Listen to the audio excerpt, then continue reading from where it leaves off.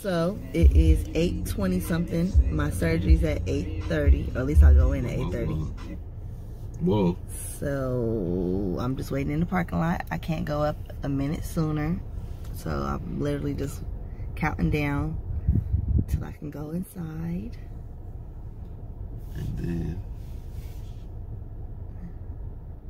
then get cut from the rooter to the tuner. Not the rooter to the tuner. Not the rooter to the tuner, but yeah. I thought you was paying for my implants. From the hip to the, you trying to get me to say something on camera. You know that's a legal document. Anyways, this is good lighting right here. I'm thirsty. Look at that. What am I doing? I'm super thirsty. I couldn't have nothing to drink since 12. And I am hungry. That's all I'm thinking about. I'm not thinking about nothing else. Trying to remember some questions to have for Dr. Earle.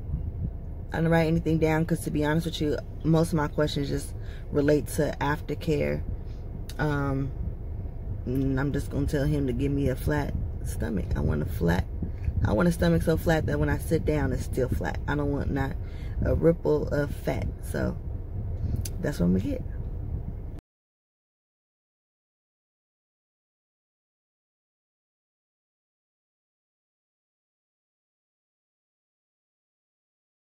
It is what time?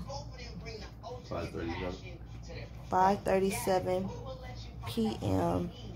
from the day after post-op, and I'm about to attempt to eat food for the first time. I got a 6-piece from Wendy's, spicy nuggets.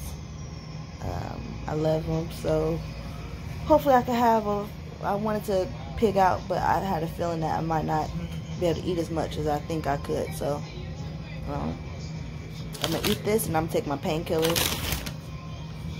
Just a little update.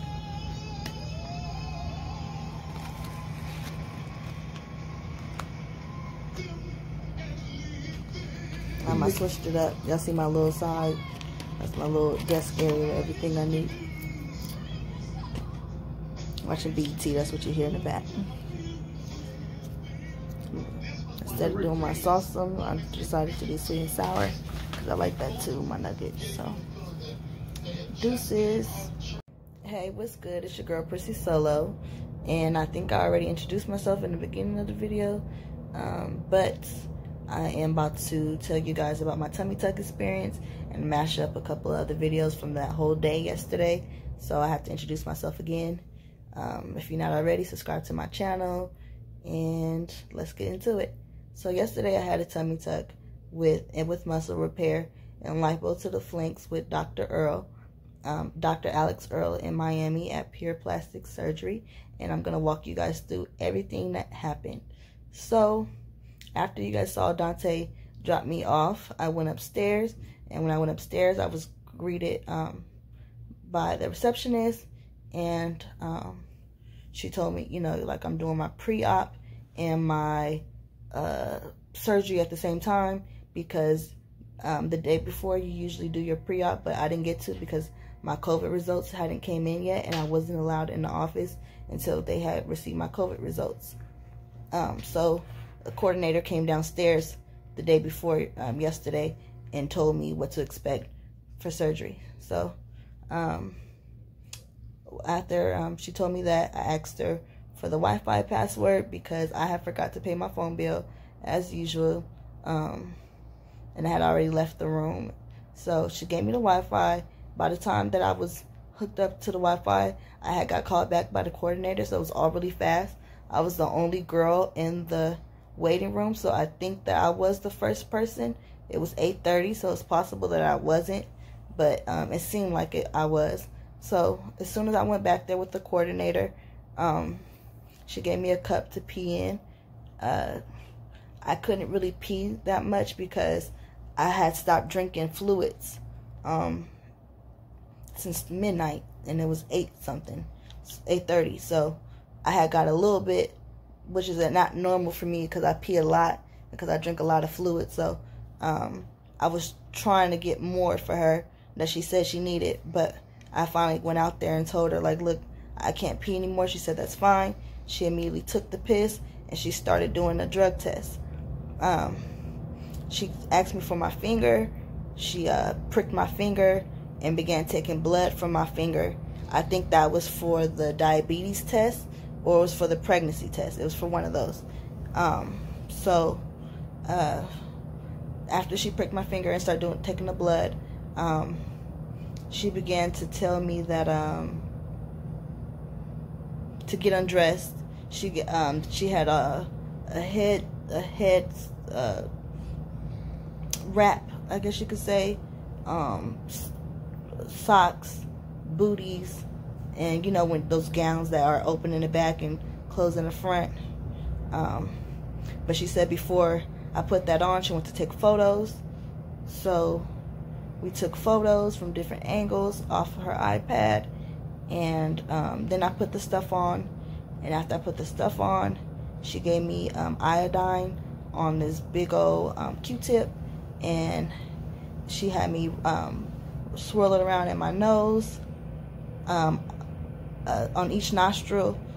She also gave me some mouthwash to gargle and spit out, and then we began paperwork.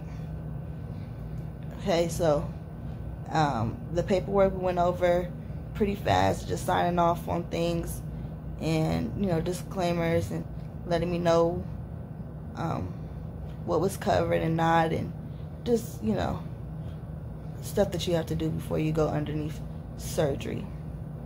Okay, so after that, I'm trying to remember if there was anything else that was done. After that, the doctor came in. I met Dr. Earle. Dr. Earle introduced himself. He told me that I had positive for marijuana, but that's okay. That wasn't what they were testing for. Asked me where I was from, and then began to basically tell me my aftercare after surgery. Asked me if I had any questions. I just wanted to know when, and if so, when and how do I clean my belly button, because of course we all, when we get these tummy tuck procedures, we want a natural looking tummy tuck. Belly button. So that was the only question I had. And after that, he told me that he'll see me in the operating room. Everything went pretty fast after that because a nurse came in. She put she had me ball a fist up, and she put the IV in my fist. She actually did a really good job because I hate needles. I hate getting blood taken away, and I told her that. So she did really good because it didn't even hurt. Then while she was doing that, the anesthesiologist came in, introduced herself, asked me if I had any allergies to medicine, and from there I told them no. So they walked me back to the operating room. Now the operating room, you guys, is really bright. They had me get on this table, lie down on my back, and they strapped me down, and literally like a T. They strapped me down, and once they strapped me down, the lady started to put the anesthesia in, and my hand was on fire. I told her that it burnt. They told me that was normal, and that's all I remember. When I woke up, it felt like I wasn't knocked out long. When I woke up, I was in pain.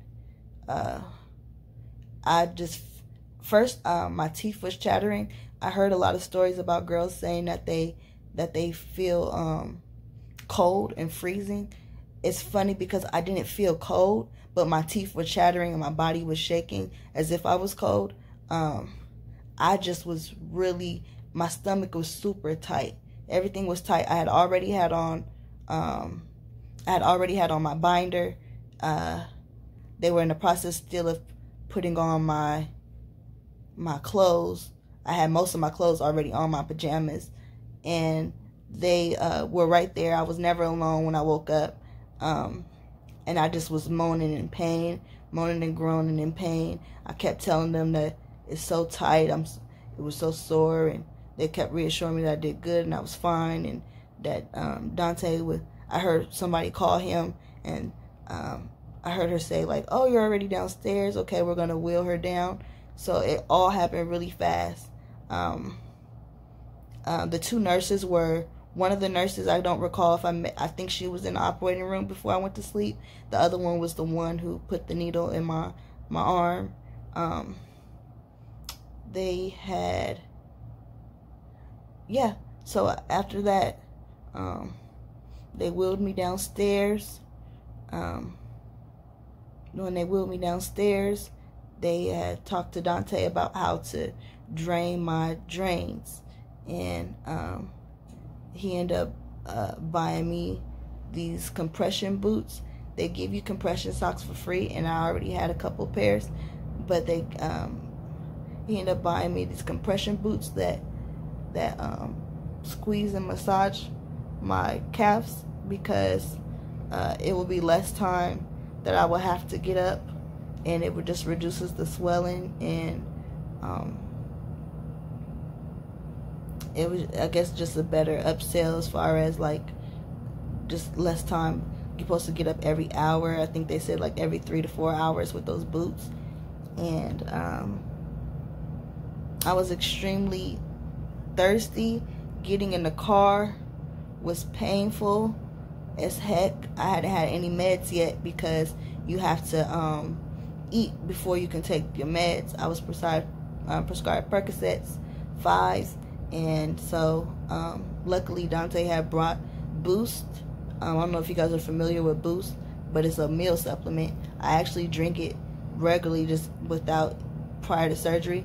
So he had that for me already cold. So I drank the Boost, and then I was able to take my Percocet immediately. I was in so much pain on the car ride and stuff when I came off the table, because like I said, everything was so tight. My stomach was super tight, and the binder was super tight. Getting in the car was just really hard. When we got out the car and we got to the hotel, it was like a 20-minute drive.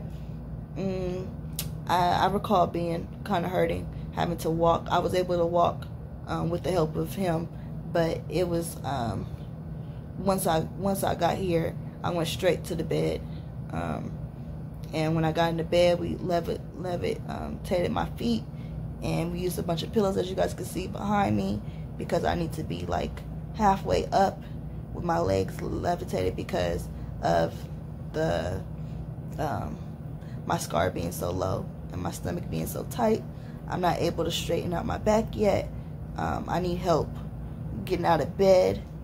Getting out of bed doesn't hurt as bad as getting in bed, but I've learned that crawling into bed helps me better than what I was doing at first. Like at first, I was like sitting back on the bed and then trying to like lift my legs that way. It hurts too bad. So I use this chair. See if I can flip the camera. I use this chair to the side of the bed. I'm on antibiotics too. And oh wait, I forgot a part. So there was twice yesterday where I felt really nauseous. I felt like I was gonna throw up, and they give you meds for that. And it's funny because the day before that, when we had got the meds, I was like, $15 for some nausea medicine, like that should be I should have a choice. Like I just didn't understand why I needed that. Oh my gosh, y'all, I felt like I was gonna throw up twice yesterday, and taking those pills was exactly what I needed. Immediately you put it underneath your tongue, and immediately it helps with feeling like I was gonna throw up and nausea. I didn't throw up, and if I didn't have those pills, I would have definitely did that, and I would have hurt so bad to throw up with my stomach feeling the way that it does. So the first day, I knocked out once I got into bed. I do recall like Dante recording me, and I was able to like wake up and say things and stuff, but it was weird because I thought I was asleep. And I've been getting up. close to every hour. If I'm sleeping, it might be every couple of hours, and just walk around for 10 minutes. I was able to walk just now without the chair, but I've been using the chair as like a walker. But it's hard to be on my feet a long time without having that chair to depend on. My weight wise, I need Dante for almost everything, but walking to the bathroom, there's a rail on the side of the toilet. Wiping myself is pretty hard.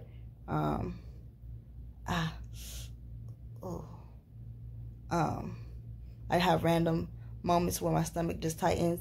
If I laugh, it hurts. Which I mean, that's to be expected. But my drains, we drain them like every 3 hours or so. The first day they was filling up pretty fast, but it slowed down a lot. And I haven't showered. I can shower tomorrow. I can't take my binder off unless I shower tomorrow. I have to wear the binder 24/7 until my drains are removed. I might get my drains removed on my 5th day. And even then they said they might just take out one. I'm so out of it to where I knew I needed to wrap my hair, but that was like the least of my concerns. Like, I try to keep everything that I need right here. I had my first meal today. I had just been on straight liquids, and then, like I said, they meal supplements. So whenever I take the Percocets, that's every 6 hours. My antibiotic is every 6 hours. I haven't had to use my nausea medicine since yesterday because I haven't felt nauseous or sick. Thank God. You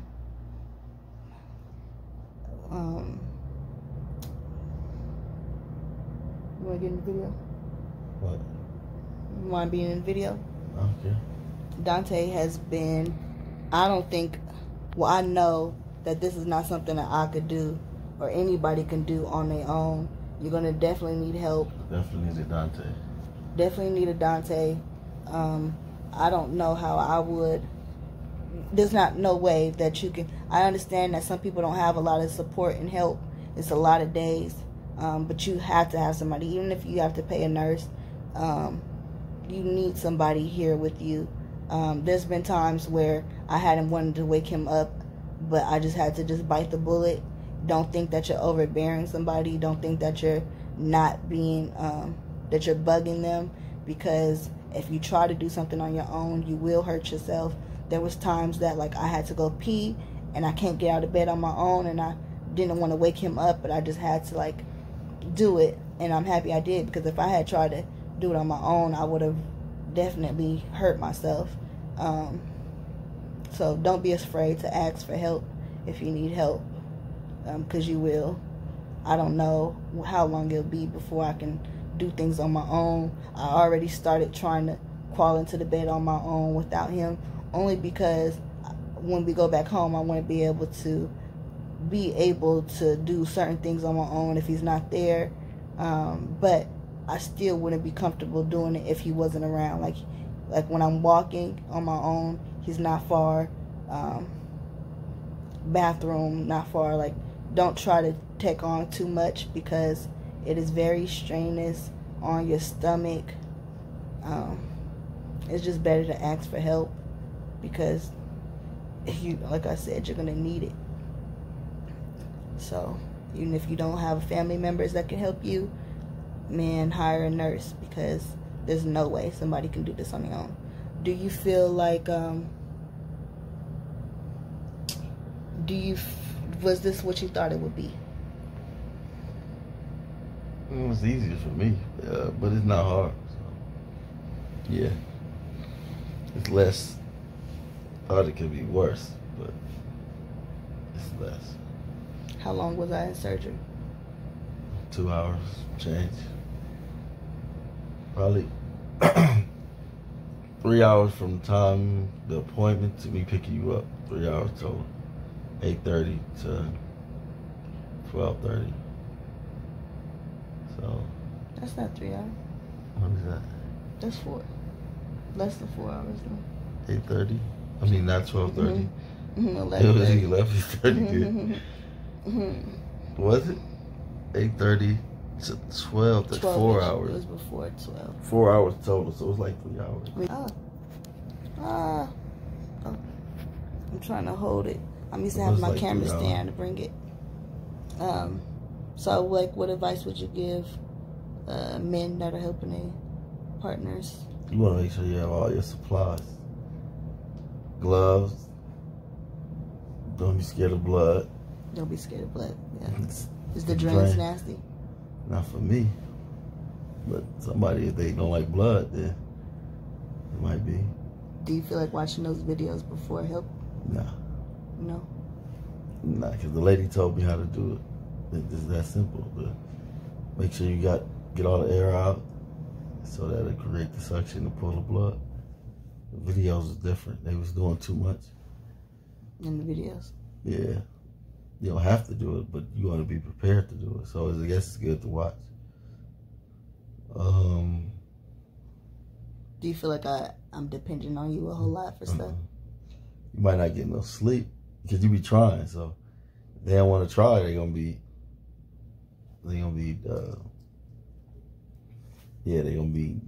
real needy. So prepare not to sleep. Good. Sleep a little bit at a time because you got to make sure. Yeah, take the meds, everything. Yeah, make sure the meds, do that on time. That way the pain won't kick in. Because it's time that she went without doing it on time, went further than every 6 hours. But the pain was, she felt it getting back in and out of the bed. What else? The boots are good. What they call it, the compression boot, but it's just like a wrap. It's good because it's good for sleeping. Because unless you want to wake up every hour, every 3 hours, and walk for 10 minutes or so, you want them so you can sleep and still have a circulation. They charge too. They recharge. Yeah, you can recharge them. So it's you don't have cordless. to buy batteries. It's cordless and it comes with a charger. No batteries, no cords. We haven't looked at my stomach. Today I had a scare with my drain started to burn. I texted Dr. Earle. He said that was normal. He had gave us some instruction. Dante ended up putting like Neosporin by it because you gotta understand my drains are sewed in. He ended up giving me like just instructions. Now I'm gonna go tomorrow. Tomorrow I'm supposed to have a video call. Post-op. You're supposed to have 2 post-op appointments. Usually it's the day after surgery, but my surgery's on a Saturday and it was closed today. So it was for tomorrow. But since I had texted him about the drains burning, he wants me to come by the office in the morning. And so we're going to go by the office instead of me having a virtual call. And then I go see him again the day that we leave on the 5th day to get the drains and stuff removed. I still haven't seen my stomach 100%. I just seen a little bit when we had removed the binder. We haven't removed the binder because, like I said, they're supposed to keep it on 24/7 until the drains are removed. So just trying to follow the instructions. But loosening the binder was the best thing I could have done because it was so tight. And like I said, the drains are underneath the binder. So it was just like hard. It was really hard. So that's it, you guys. One day post-op. I'll do another video in a few days. I've just been getting a lot of rest, doing my walking, taking my meds, taking it easy. And that's it. Like, subscribe, comment, any questions, and I'll holla.